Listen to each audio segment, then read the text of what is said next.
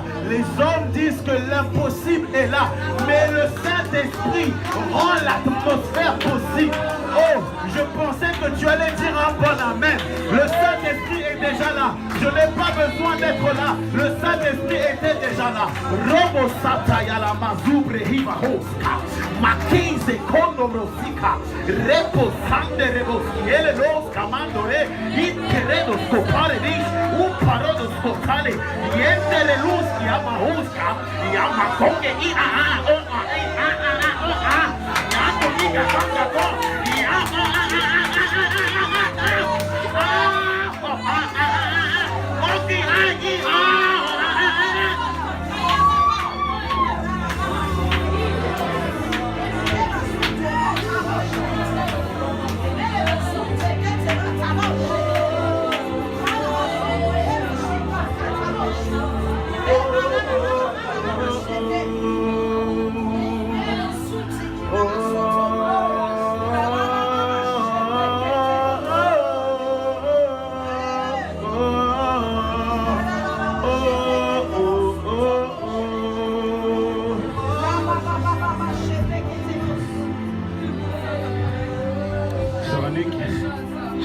Pardon si le programme change un peu.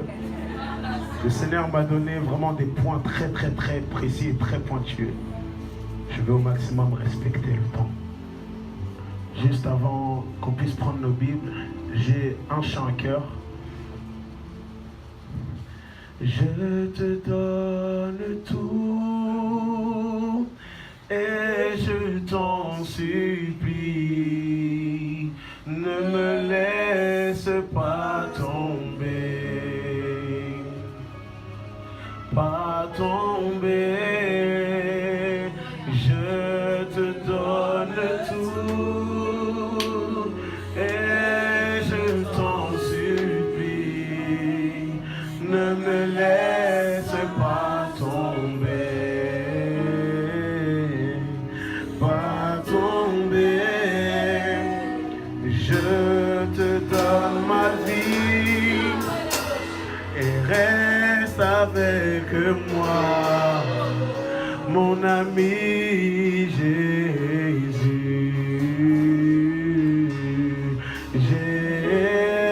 Jésus, je te donne mon cœur afin que tu actives le prophétique dans ma vie. Dans ma vie, je te donne tout et je t'en supplie, ne me laisse pas tomber, pas tomber. Alléluia. Pour être très honnête avec vous, je n'ai pas de message. Mais le Seigneur, cette semaine, a ouvert mes oreilles à plusieurs reprises et je me suis entendu prêcher. Et lorsque je priais hier, dans la nuit, je priais, je disais, mais Seigneur, qu'est-ce que je vais leur dire? Qu'est-ce que je vais leur dire? Prier jusqu'à prophétiser, cela veut tout dire, mais cela est vaste, Seigneur. Qu'est-ce que je vais leur dire? Qu'est-ce que je vais leur apporter? Et il me disait ceci, ta prédication est là. Toutes les fois où j'ai prêché, pour être honnête avec vous, j'avais toujours une trame. Là, simplement, ce que j'ai, c'est mes versets bibliques et le Saint-Esprit va agir de toute façon. Et lorsque je suis parti aux toilettes, il m'a donné le titre du message.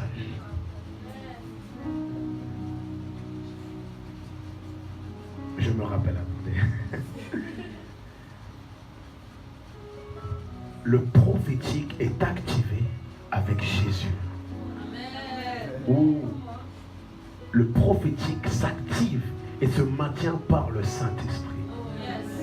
Vous savez, il y a des rencontres qu'on ne peut pas oublier. Lorsque j'ai rencontré le Saint-Esprit, ma vie a changé. Mais je crois que dans toute chose, le Seigneur va nous emmener loin. J'ai trop parlé. Prenez vos Bibles dans Matthieu 25. s'il vous plaît. J'ai beaucoup d'écriture, mais je vais prendre l'essentiel afin que nous puissions être toujours réveillés. De toute façon, c'est le Saint-Esprit qui décide, c'est pas moi.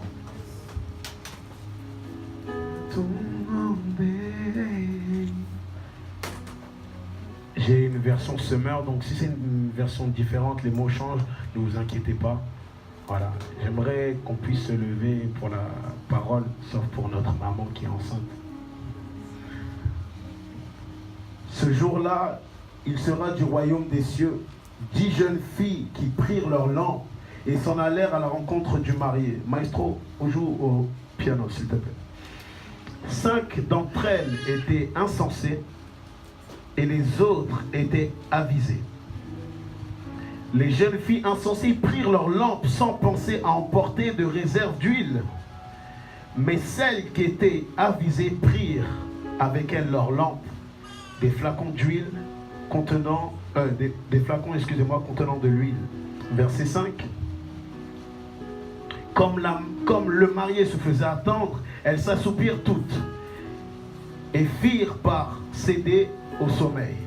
À minuit, un cri retentit, voici l'époux. Allez à sa rencontre. Verset 7. Toutes les jeunes filles se levèrent et préparèrent leurs lampes. Verset 8. Alors les jeunes filles insensées s'adressèrent à celles qui étaient avisées. Donnez-nous, de votre huile, car nos lampes sont en train de s'éteindre. Verset 9. Mais celles-ci leur répondirent, non, il n'en aura pas assez pour nous tous.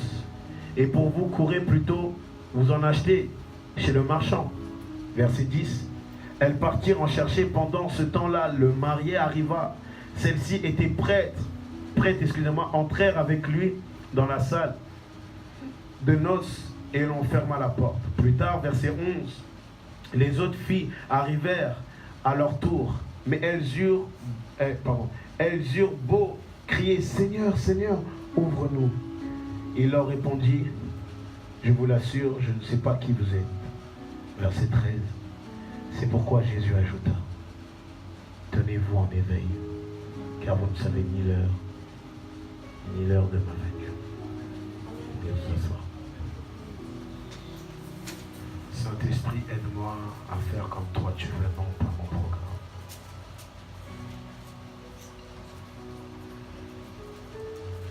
Nous connaissons tous l'histoire des 10 vierges. Un jour, j'ai prêché cela dans une église, l'église de ma mère. Et le Seigneur m'a envoyé des révélations, j'étais même choqué. Je pensais que j'allais prêcher là le même message, mais le Seigneur va m'emmener ailleurs. Nous sommes dans un temps où le prophétique est dans une ère pas possible. Où on peut prophétiser comme on veut. Où l'accès au prophétique, tout le monde peut l'avoir. Mais il y a un très fort problème. Parce que les gens ont accédé à la mode du prophétique. Ils ont oublié Jésus. Et ils ont oublié le retour de Jésus. Ils ont oublié l'enlèvement. Ils ont oublié que le fait que nous sommes sur terre, c'est juste pour un temps. Les gens se tuent pour avoir des téquites, recevoir tomber, mais ils retombent eux-mêmes dans le péché. Laisse-moi te dire, je n'ai pas besoin que tu tombes. Moi, mon but est que ton cœur puisse tomber vers Christ. Le problème est que l'Église est rentrée dans une distraction. Ils ont décentré Jésus, mais ils ont mis des prophètes à la place de Jésus. Est-ce que je peux avancer? Je n'ai rien contre les prophètes, j'aime le prophétique. Mais sans Jésus, le prophétique ne marche pas. Car Jésus nous dit qu'il va partir. Et il ne peut pas rester avec nous. Mais le consolateur, l'esprit défenseur dans la version Louis Summer, va être là, il va nous enseigner, il va nous consoler, toutes ces choses-là. Jésus physiquement n'est plus là. Mais on est obligé de penser à lui pour penser au retour. Mais maintenant, ok, vous allez me dire, Jérémie, ok, Jésus. Mais c'est par le Saint-Esprit que tu vois, c'est par le Saint-Esprit que tu prophétises. Vous savez, dans le corps de Christ, il y a tellement de doctrines, il y a tellement X, A, B. Et certaines personnes disent que le Saint-Esprit est juste une puissance et non une personne. J'ai fait ok. Pendant longtemps, j'ai fait d'accord. Mais un jour, j'ai fait ma rencontre avec le Saint-Esprit. Et laissez-moi vous dire que ma vie a totalement changé. Et le Saint-Esprit sans Jésus, il y a un déséquilibre. De la même manière qu'une mère doit avoir son rôle de femme pour son mari, si elle n'a pas son rôle de mère pour son enfant, elle est déséquilibrée. Et si elle ne joue pas le rôle de fille pour sa mère, elle est déséquilibrée. L'Église, sans le Saint-Esprit, est complètement déséquilibrée. Vous voyez, on veut un réveil, mais on a nos vies sales. On a nos vies sales. C'est facile de prendre un micro. C'est facile de chanter. C'est facile tout ça. Mais dans le lieu secret, qu'est-ce que tu fais? Je sais de quoi je parle. Moi-même, j'étais un champion pour ça. Donc, je ne vous juge pas. Mon but en tant que frère en Christ est de vous ramener vers Christ. Car Jésus revient. Le Seigneur m'a dit qu'à chaque fois que tu prêcheras, tu parleras de moi. Tu parleras de mon retour. Les amis, Jésus revient bientôt. Les gens pensent que Jésus est une fable, est un mythe, mais Jésus est bien réel. Alors que j'étais en train de dormir il y a quelques mois de cela, ma vie chrétienne était en mode zigzag. Et je dormais. Cette expérience m'est arrivée 3 fois. La première fois, j'en ai parlé au pasteur Marcelo. Il m'a dit, ça veut dire ci, ça, ça. J'ai fait, ok. En gros, je dormais et à un moment, j'étais paralysé. Pas dans mon sommeil, mais j'étais éveillé, mais j'étais paralysé. Et je lui disais, mais je ne comprends pas, qu'est-ce qui se passe? Et il me dit, si là le Seigneur allait revenir, là tout de suite, il n'allait pas te prendre. Oui, le prophétique, c'est bien. Je vois dans mon esprit, tu as des téquilles, tu tombes. Mais si c'est pour finir en enfer, ça sert à quoi? Ça sert à quoi? Moi, même lorsque j'ai eu le thème, je me suis dit, mais Seigneur, quel réma je vais sortir? Quelle chose de ta parole je vais sortir? Pour vous dire, j'ai eu mon message que là. Ce que je suis en train de vous dire, c'est l'esprit qui est en train de déposer mon esprit à droite, à gauche. Et il est important que des fois, le Saint-Esprit nous emmène là où on ne veut pas. En réalité, lorsque nous ne préparons pas les choses, c'est là où Dieu agit vraiment. Mais il faut bien sûr être organisé. J'ai jeûné, j'ai prié. Bref. Je disais que j'étais paralysé. Et à ce moment-là, si le Seigneur revenait, l'enlèvement était cuit pour moi. Et cette expérience m'est arrivée plusieurs fois. Et l'une des fois où ça m'a vraiment choqué, j'étais là, je dormais, j'étais éveillé. Et le Seigneur était là. Mon lit, pour vous faire un petit dessin, mon lit est là. Et le Seigneur était juste là où il y a mon frère. Je ne l'ai pas vu physiquement, mais il m'a dit, t'ai-je appelé pour vivre une vie médiocre? Et lorsqu'il parlait, c'était comme des orages. C'était comme des tonnerres. Pourtant, j'ai l'onction, j'ai mon appel. Mais ce n'est pas parce que j'ai mon appel et mon onction que je dois vivre n'importe comment. Ou ce n'est pas parce qu'un tel est mon père spirituel ou mon mentor que je dois renier Jésus. Je veux parler d'une chose. Dans l'église, il y a un problème des pères spirituels. Jésus est là, au fond, et leur père spirituel est là. Donc dans toutes les choses qu'ils vont faire, au lieu de prier, daddy, daddy, daddy, daddy, daddy. Et sans se rendre compte, en fait, ils idolâtrent leur père spirituel. J'honore mon père spirituel et je l'aime beaucoup. Mais, merci ma soeur, ce n'est pas lui qui m'a appelé, ce n'est pas lui qui m'a donné mon ministère. Il est là, il a une tâche bien précise pour agir dans la longévité. Mais ce n'est pas lui qui m'a appelé. Et dans le corps du Christ, parce qu'un tel est ton père spirituel. Non, soyons sérieux. Parce que, oh, un tel, le pasteur Marcelo est mon père spirituel. Ah oui, moi je bombe le corps, je bombe le torse. Mais un tel qui est ton père spirituel au bandoudou, tu ne le respectes pas. Je vais même aller plus loin. Certaines personnes respectent plus leur père spirituel que leurs propres parents. Ils disent à ta mère, bip, bip, bip. Mais devant la père, daddy, mommy, daddy, mommy. On doit honorer nos parents. Salut Choupette. Je t'aime. On doit honorer nos parents biologiques, mais aussi spirituels. Pourquoi nous avons délaissé Jésus? Nos vies de prière sont mortes. Et mon frère m'a tellement bien introduit. Vous savez, il y a des exemples d'hommes de Dieu. Je vais prendre le cas de Benny Hinn. Certaines personnes disent c'est un faux, un vrai, c'est pas mon problème.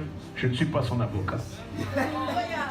Mais la chose est que Benny Hinn est un homme qui a été utilisé par Dieu, que tu le veuilles ou pas. Mais maintenant, l'un des problèmes qu'il a eu dans son ministère, il opérait dans les miracles, mais sa relation avec Dieu n'était plus présente.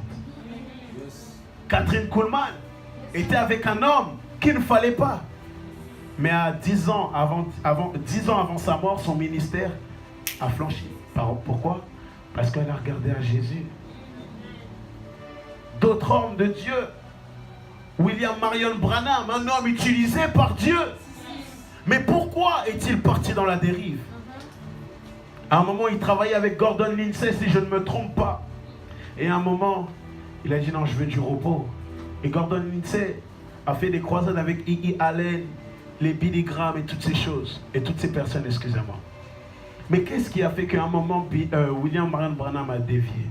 À un moment, Jésus n'était plus là. Moi-même, pour vous dire, il y a des moments où je prophétisais terriblement. C'est pas pour me montrer que je suis là, mais je vais vous montrer un exemple. Je prophétisais terriblement. Je disais à une personne, toi, tu veux que Dieu te dise quoi dans ta vie? Je veux si ça. Ok, Dieu parle.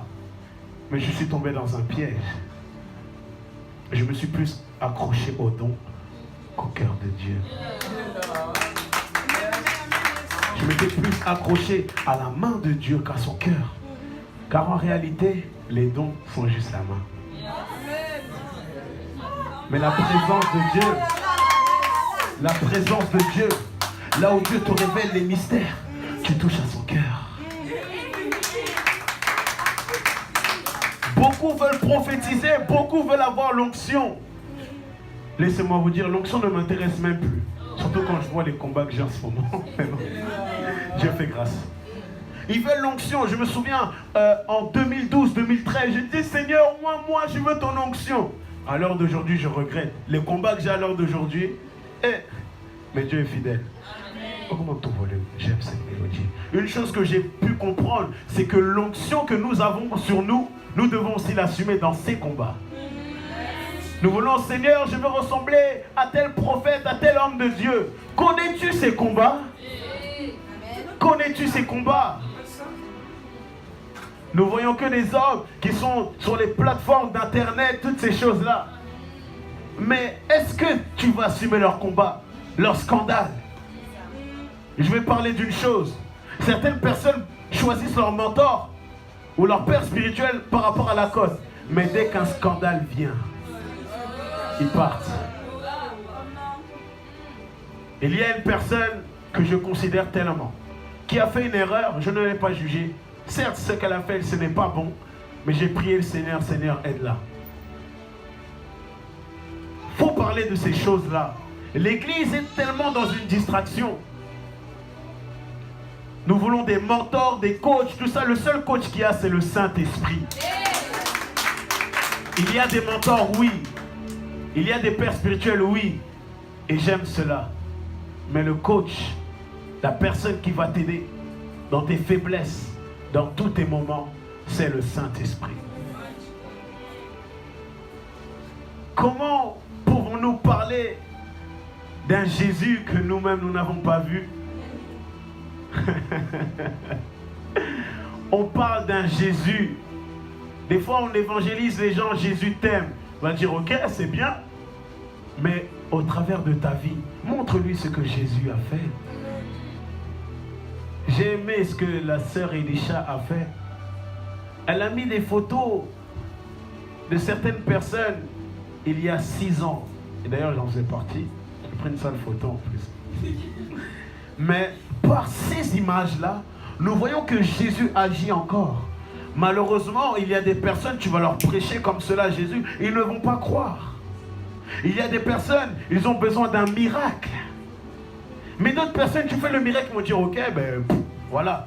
Mais dès lorsqu'ils voient ta vie, cela change. Amen. Je ne vais même plus prêcher sur ça.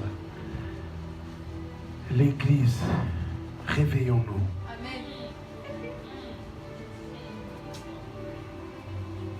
L'église, réveillons-nous. L'église, réveillons-nous. L'église, réveillons-nous. Et il y a un verset dans Apocalypse 22, verset 7.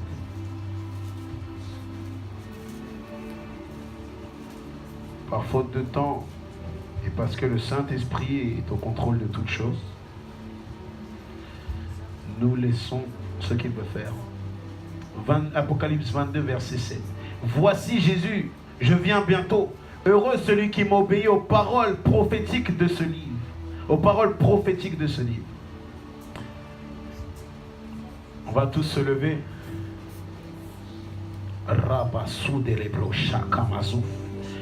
Et avant de faire un service d'impactation, le Seigneur m'a donné des ordres bien précis.